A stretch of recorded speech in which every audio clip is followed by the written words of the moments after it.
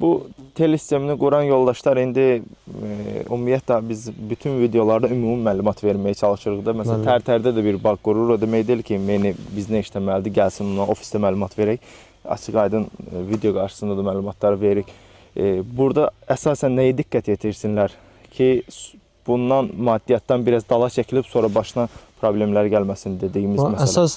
Əsas bilirsən qardaş nətərdir? Torpaq var ki, orada 90 sm getmir. Aha. Orada 80 sm gedir.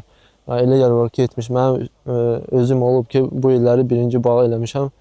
Çingiz qardaşım. Çingiz qardaş, bəli. Elə bil ki, orada torpaq daşlı idi. Orada 70 sm minimal idi. Mən bildirməliyəm ki, bağ quran şəxs kimi. Ona bildirməliyəm ki, onun vaxtında şəbəkə eləsinlər. Üstünün şəbəkəsini qursun. Şəbəkə mütləq eləsinlər.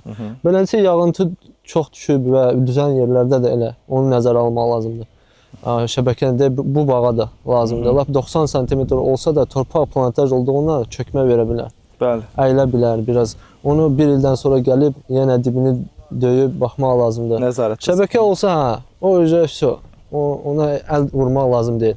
Əgər bağ qurulanda təmiz sıfırdan şəbəkəni də qutarıb çıxsa, oraya gəlmək yeri yoxdur. Təmiz olur. Əsas razbifkadır qardaş. Razbifka düzgün olsun. Razbifka düzgün olanda pasiklər hamısı bir görsənir. Tərtəmiz olur. Bura gələcəyini istəsək tor sistemi bunun üzərinə qurmaq olur. Bəli, onu da nəzərə alıb ara məsafələrini götürmüşəm.